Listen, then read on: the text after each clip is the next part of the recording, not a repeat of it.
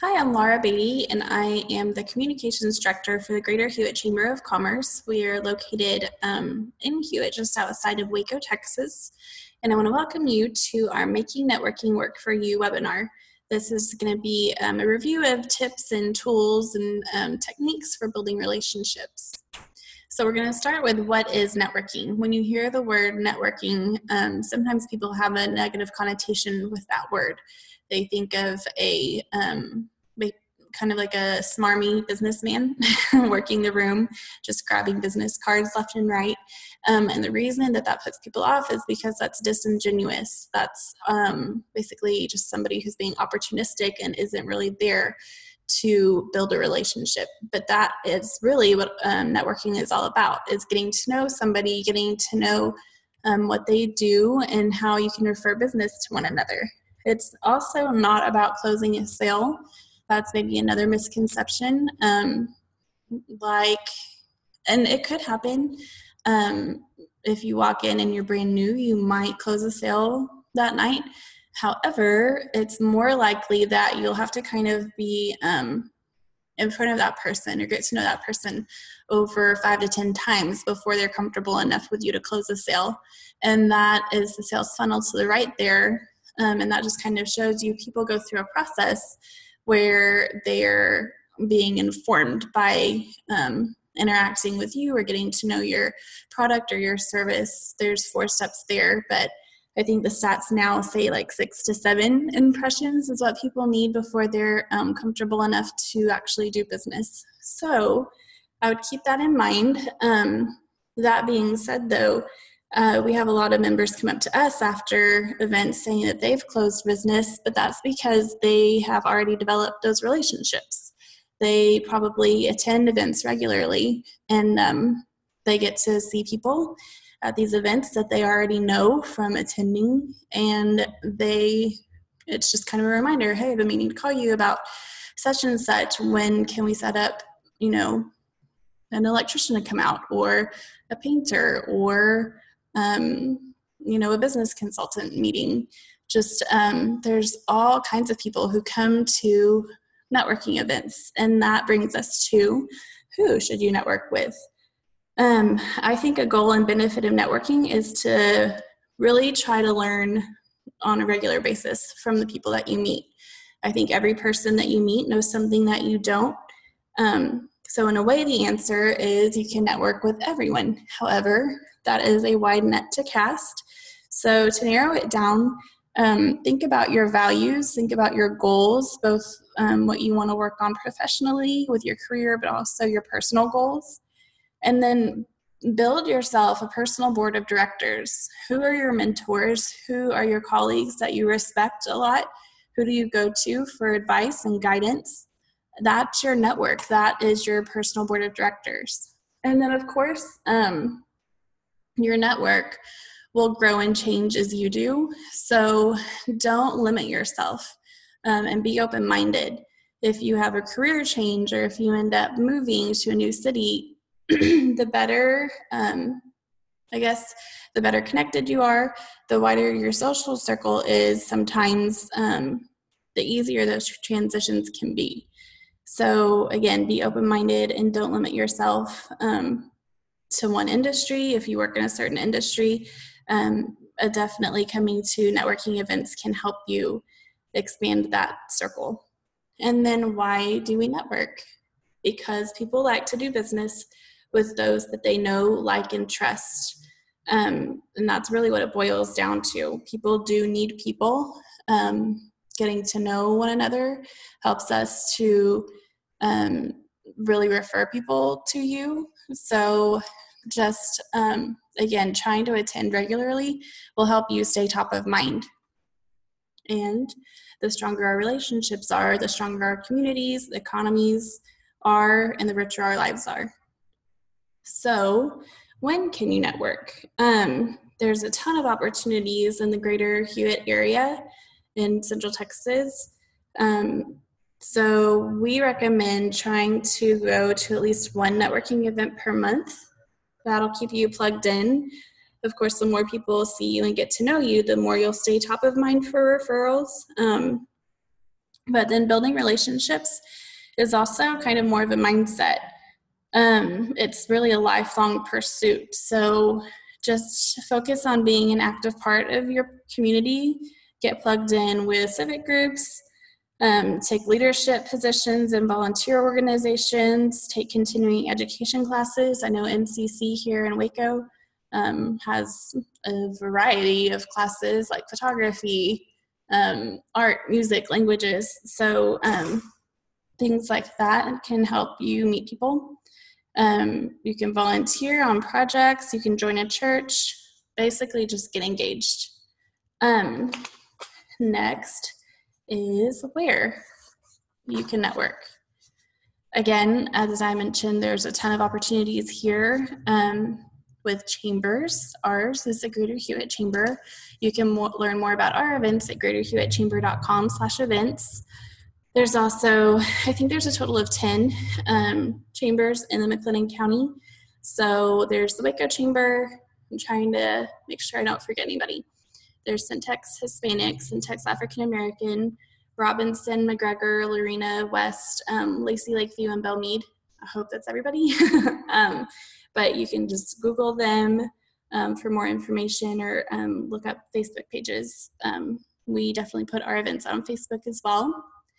There's also a couple of women's networking groups in Waco. The first is Women of Waco. They meet the second Friday of every month. They meet at the Fiesta House is the name of it. It's on Franklin, and they meet at 11:30. And then National Association for Female Executives meets the third Thursday of every month at 11:30 at the Egg and I, also on Franklin. There's also, I've lost count. There are several BNI groups here in town. These are wonderful for referrals because they meet weekly. So of course you're building that relationship and getting to know that person or that group of people really well because you're meeting so often. Also, something that's unique about BNI groups is they focus on referrals, and a great way they do that is restricting the members to one per industry. So if you're in insurance or real estate, there's only going to be one realtor in the group. So because of that, I want to say Waco has about 15 groups, but again, that's something that you can Google. I am trying to remember the website. I think it's bnidfw.com or dfwbni.com, but you can Google that to find the Waco groups. And then lastly, civic clubs. You can ask chambers wherever you live if you know what their civic clubs are that are there. Hewitt has a Lions Club. We have a Kiwanis Club. Woodway has a Rotary, I believe a Sunrise Rotary Club. Club. I know Waco has an Optimist Club. I'm sorry, I know I've left some off, but those are great ones that I think a lot of people are familiar with. So that is another way, of course, to get engaged and get to know other people in your community. So now that we've gone over kind of the specifics of, or an overview of what networking is, we can get into how to network. Even if you're kind of familiar with networking, but you're on the shy side, or if you're new, it can be intimidating. It can be scary walking into an event. So there's several things you can do to manage anxiety. I don't know if this is true, but I read that Navy SEALs use this box breathing technique here to stay kind of calm under pressure. So that visual can kind of help you understand what box breathing is. But you basically inhale for 4 seconds, breathe in for 4 seconds, hold for 4 seconds, and then breathe out for 4 seconds.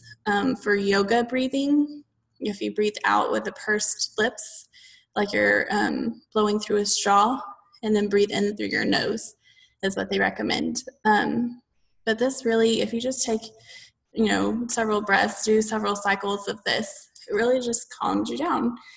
There's apps even. I think there's one called Calm that does this. I could be wrong, but if you just Google box breathing, there's several exercises, there's YouTube videos, there's a lot of information out there on how to do this. and then like guided meditation and things like that. Also, a wingman is a great idea. If you have an outgoing friend, they're the life of the party, they've never met a stranger, invite them and they will help you and encourage you to meet others. And then also confidence. I think it's easy sometimes for people to take basically their talent and their skills for granted. So, and everybody kind of has off days sometimes. So to keep your confidence where it should be, or to build your confidence, keep a file of complimentary emails, awards you've won, special recognition, accomplishments, just kind of proof that if you're having one of those off days, you can kind of look at it as just proof that you know what you're doing, that you're good at your job, and it's definitely a confidence booster. And then also doing things you're good at is a great way to build confidence. Obviously, if you're doing things that you're not good at, that can definitely take a toll on your self-esteem. So repeating the things or doing the things that you're good at repetitively is definitely a confidence booster. And then at events, if you're feeling uncomfortable or anxious, you can just ask questions, and that keeps the spotlight on others. And then I think women especially are, we struggle with accepting compliments sometimes. So just learn to say thank you. And then act like you belong. Even if you don't feel like you do, you absolutely do, because organizations that host these kind of events love visitors. And also everybody's there for the same reason, to meet different people and basically, again, to build those relationships. So next, we're going to talk about preparation. I would encourage you to, if the event details are available online, get to know kind of the what to expect, I guess. So directions to the venue, how's the parking, will it be loud? Sometimes you need to bring cash for like a cash bar, or if there's going to be a fundraiser. And then also do your homework. So if it's a membership organization, get to know the members. Usually, like, we have our member directory online. So go through that, go through the leadership, get to know the leadership of the organization, and that'll give you a good feeling for who will be there. Of course, if you know who you want to meet at that event, somebody specific, then look for mutual contacts to introduce you. Event hosts are a great way to get to know others, have them introduce you to others. And then also, like, we have our directors and ambassadors. That is the chamber leadership, and we all wear name tags, the staff, the directors, and the ambassadors. So if you come to one of our events and you see, the chamber logo, their name, and then it'll say ambassador or director, be honest, go up, introduce yourself, say, hey, I'm new here. I would love to kind of get to know people, have you introduce me to a few people, and just help me kind of get plugged in here, and they would be happy to help you. And then, of course, bring business cards, but then also have them easily accessible. I recommend maybe keeping them in a pants pocket or in your like sports jacket or blazer, just kind of have them really easily accessible. And then start with the end in mind. That's a quote from Stephen Covey. So if you're walking in, before you even walk in the door, just kind of decide, what is your goal here? So we recommend a good goal is just trying to meet 3 people. And that's not a lot, but that definitely kind of gets you started in the right direction. And then the most important tip, I think, is to just have fun and relax and not take yourself too seriously. So confidence, again, we talked about that a little bit earlier, but for first impressions, make eye contact, have your shoulders back, stand up tall, and smile. And then for nonverbal communication, it's kind of the same thing. Just be aware of your body language, be approachable, and be careful of your tone of voice. And dress for success is pretty self-explanatory, but, just be clean and professional. And then wear a name tag on your upper right shoulder. I think like 85 or 90% of people are right-handed. So usually when you're going to shake someone's hand, you extend your right hand. And so the eye naturally goes from the hand and then up the arm to that right shoulder and then to the face. So it's just kind of a natural place for somebody to look. And then when you are shaking hands, the handshake should be firm. So I know some people say, I think it's like a dead fish. If you're just kind of floppy, just kind of, it's limp. It's like a limp handshake. So that is definitely on one extreme, but then the other extreme is grabbing and squeezing hard. Both of those are no-nos. It should be firm, but not too firm, and it should last 2 to 5 seconds long. Then small talk do's. When you first walk in, you might see somebody that's by themselves, or maybe just a couple of people off to the side.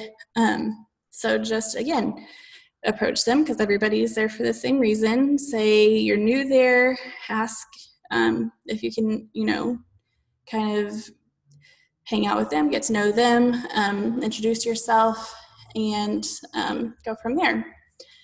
And then earlier we said a good goal was to try to focus on meeting maybe 3 people, setting that as your goal. So quality is definitely the goal here, not quantity. The guy, the smarmy salesperson working the room, he's focused on quantity. You want to focus on quality. You want to get to know that person. Your goal is to really build that relationship. And then icebreakers, genuine compliments are great. For women, it could be accessories, jewelry, necklace, shoes. For guys, it could be a tie. But the important word there is genuine. If it's not genuine, that definitely shows through.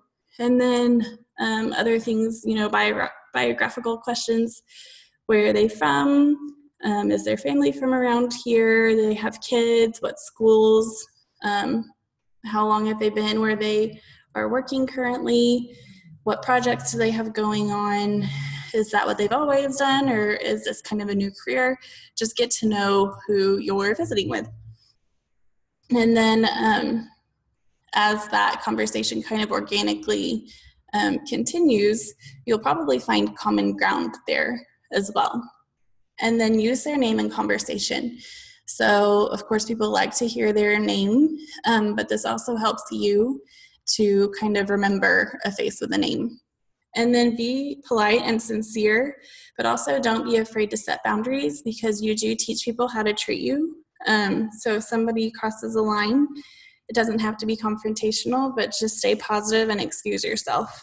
Or if you need to, you can just be firm and, again, positive, but say that you don't appreciate whatever comment or action, and then, again, excuse yourself from the conversation. So next is small talk don'ts. These happen very rarely, so we'll go through these kind of quickly. It all kind of goes back to the golden rule. Think about how you like to be treated and treat others the same way. So the first one here is don't scan the room. It, again, does not make you feel great, so don't do that to somebody else. It just shows that you're kind of not listening. Avoid gossiping or complaining. Positivity attracts. People like being around happy, encouraging people. Of course, if you're talking about a problem that you're facing and trying to get their help with it, that's one thing. But just kind of being just negative in general is just not something that people usually want to be around. And then have a general knowledge of current and local events, but definitely avoid sensitive subjects like politics or religion. Never assume that those around you agree with you. You can really kind of either offend somebody or just kind of put somebody off, not intentionally, but that can happen. So just be careful of those topics. And then this will probably be a future webinar, but we have lunches and programs where we offer the opportunity, and a lot of networking groups do, to stand and give a quick commercial, kind of an elevator pitch who you are, what you do, what services you offer, and then a good referral for you. So be ready for that as well. And then don't monopolize someone's time, but also don't let others monopolize yours. So know how to excuse yourself. You can wrap up a conversation with, "It was great to see you. It was great to meet you." You can set a follow-up appointment right then, either coffee or lunch, and you can look at your calendars together and get that one-on-one time scheduled right there if you're needing to excuse yourself from the conversation. And then again, just recognize when others are doing the same. And that's not on here, but being responsible with alcoholic beverages is, of course, a good thing to keep in mind as well. And this is probably the most important step, following up. A lot of events that you go to, you might get an attendee list. So it could be tempting to send out like a mass email just saying, you know, "Great to meet everybody, hope to do business with you in the future. Let me know if I can help you with anything." That's a great, that's good intentions, but I think that it goes further if you could follow up individually, because that way you can speak to, of course, whatever y'all were talking about. It shows that you were engaged when you were speaking to that person. Another tip is handwritten cards. They make a great impression because it shows you've taken extra effort. And then you can also, in your note, just let them know that you want to visit one-on-one, again, a coffee or lunch appointment, just to kind of get to know each other a little bit better. People are usually flattered to be asked. And then getting to know your contact a little bit more, finding those common interests. You can invite them to a new coffee shop you're wanting to try out, or a new restaurant. I got to go downtown for lunch meeting last week, and I really enjoyed it. It was a new restaurant downtown, and I wouldn't have probably gone there. I think they're brand new, and I really enjoyed it. So that's kind of a fun thing to do, is try out new things together. And then maintain the relationship.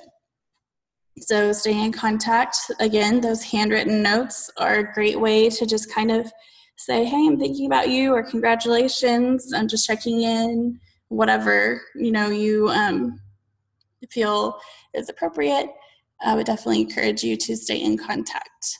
Even if it's, I mean, there's so many ways to reach out now: email, text, Facebook Messenger. And then be a resource. Jim Cockrum is kind of an internet marketing guru that I enjoy listening to on podcasts. And he encourages you to ask 2 questions. What are you working on, and how can I help? I love that. I think that that's, again, that shows somebody that you genuinely care, that you're providing value with that relationship. And that takes us to our next point: provide value. I think a lot of people, you know, they might have a health goal, like if they're trying to get in their 10,000 steps on their Fitbit, or, you know, that they're working on paying off debt, or saving up for a vacation, or if, you know, knowing about their kids and what their kids are working on, if they're on the baseball team or whatever's going on. But that way, if you know what their goals are, then you can kind of either be accountability partners together, or you might be a resource to them if you hear of something, maybe, you know, of a conditioning coach for their kid that plays baseball. So anyway, there's a ton of opportunities there to provide value for somebody. That being said, I don't think that it's healthy to keep score. Toxic relationships are one thing. If you feel like someone's taking advantage, then definitely don't feel bad about kind of taking a step back from that relationship, but also don't feel like I gave so-and-so a referral, so I should get a referral next week or I'm going to be upset. Like, it's not about a one-to-one kind of a thing. Keeping score can definitely damage your relationship. That, again, being said, we've talked a lot about how you can be a resource, but it goes 2 ways. So don't be afraid to ask for help. People, again, are usually happy to help, are usually flattered to be asked. And then the worst thing they can say is no. And even if they can't help you, 9 times out of 10, they'll say, I'm not sure about this, but you might want to talk to so-and-so. So definitely, again, do not be afraid to ask for help. And then be a connector. As you get to know more people and meet more people and expand your social circle and your network, you'll be able to connect people. Somebody might be starting up a business and they need a printer for a business card. And you can say, well, this is who I use. Or somebody might be, renovating their home and they need a painter, an electrician, an electricity provider if they're new in town. So you'll be able to kind of connect people with one another. And then the last thing that we've mentioned a couple of times here is have a positive mindset. I definitely feel like, I know BNI groups say this is givers gain, and I do believe that. I think that the more you can help others, it does come back to you. So final thoughts are, as you become a master networker, kind of think about the message that you're projecting. What do you bring to the table? If someone had to kind of describe who you are or what you do in just 2 or 3 words, like what would you want them to say? And be sure that you, either what you're talking about or what your actual physical marketing materials, have that messaging and that you're being consistent. And then again, wrapping everything up, networking is about building relationships and getting to know others and letting them get to know you, and then finding opportunities to help them succeed. I love the Maya Angelou quote, I've learned that people will forget what you said and they'll forget what you did, but they won't forget how you made them feel. And I definitely think that that is absolutely true. And if you have any questions or want to read more, you can read these 3 books, Never Eat Alone, How to Win Friends and Influence People, and The Art of Mingling. Those are all great resources. If you still have questions, feel free to email me, laura@hewittchamber.com. I will do my best to get all of those answered and posted on hewittchamber.com/webinars. So thank you so much, and I hope that you have a great luck going out there and networking.